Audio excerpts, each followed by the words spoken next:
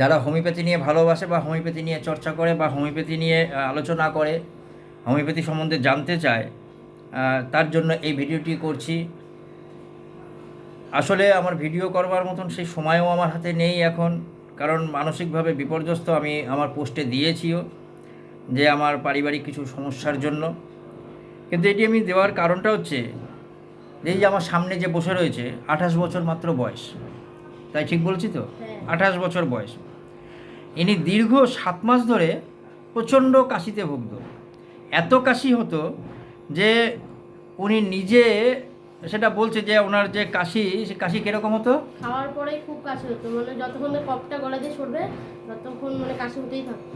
খাবার পরলেই, মানে খাইতে বসেছে, খাবার খেলো, তারপরেই তার কাশি আরম্ভ হয়ে যেত। এবং এই যে খাবার পরে কাশি দীর্ঘ 7 মাস ধরে, বলুন মানুষ কি চায়? মানুষ চায় শান্তি মনে খাবো, কি নাকি? হ্যাঁ, শান্তি মনে খাবে, তৃপ্তি পাবে। সবাই তো খাবার জন্যই সব পাগল, খাবার জন্যই তো পাগল। সেই খাবার খেয়ে যদি কারোর কাশি ওঠে তাহলে তার ভিতরে কি অবস্থা হয়? তার সাথে কি ছিল? তার সাথে ছিল এনার কোমরে একটা যন্ত্রণা ছিল। কি হতো? খিস ধরে ব্যথা করতো এবং ব্যথাটা পায়ের নিচের দিকে নেমে আসতো। তার সাথে ছিল কি? ঠোঁটে জটঠোসা দেখা দিত, মাঝে মধ্যেই ঠোঁটের মধ্যে জটঠোসা দেখা দিত। আর কি ছিল? মাথা ঘোরা ছিল, হাত পা কাঁপতো, আর মুখ সবসময়ের জন্য টক হয়ে যেত, মুখ টক হয়ে যেত। এই নিয়ে কিন্তু আমার কাছে আসে। তো এসে বলে, ডাক্তারবাবু আমার কাশি কমাতে হবে, আপনি অনেক রোগীর অনেক কিছু কমিয়েছেন, এই যে একজন বসে রয়েছেন, কে আপনি? কমেছেন তো? ইনি মৃত্যুর হাত থেকে বেঁচে এসেছিলেন, কি ঠিক বিনা? আমি ভগবানের দূতের কাছে বসে আছি। আমি জানি যে উনি যদি আমায় ভালো করে, আমার ভীষণ স্থির বিশ্বাস, যদি আমি ভালো হয় তাহলে ওনার কাছে, কারণ আমি একজন বয়স্ক। আপনি যে বলছেন মৃত্যুর দূত, আসলে কেন জানেন? উনি একটা সময় একটা কাণ্ড ঘটেছিল যার ভিডিও দেওয়া রয়েছে।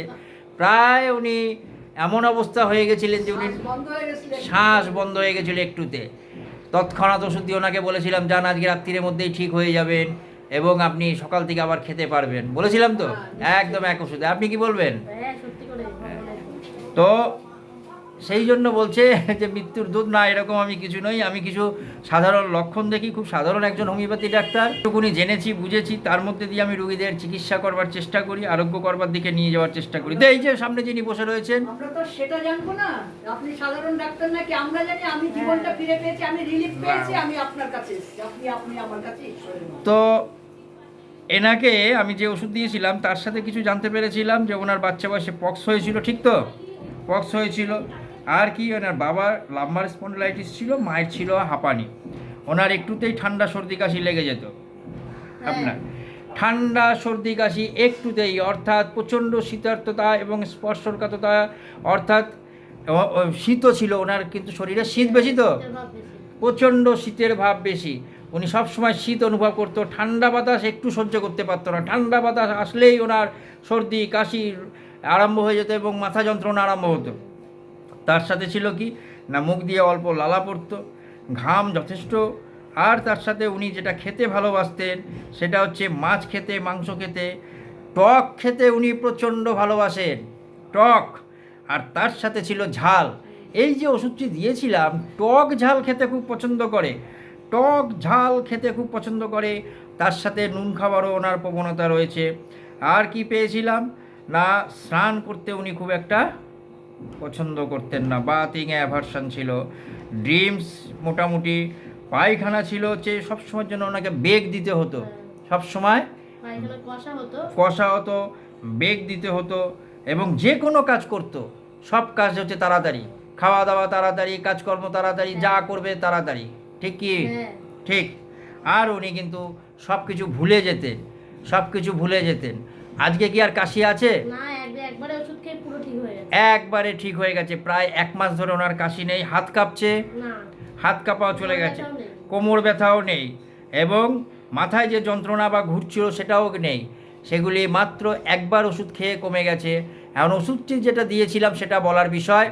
যে ওষুধটি দিয়েছিলাম সেটি হচ্ছে হিপার সালফার। হিপার সালফার 30 দিয়েছিলাম, তাতেই কিন্তু উনি উপকার পেয়েছেন।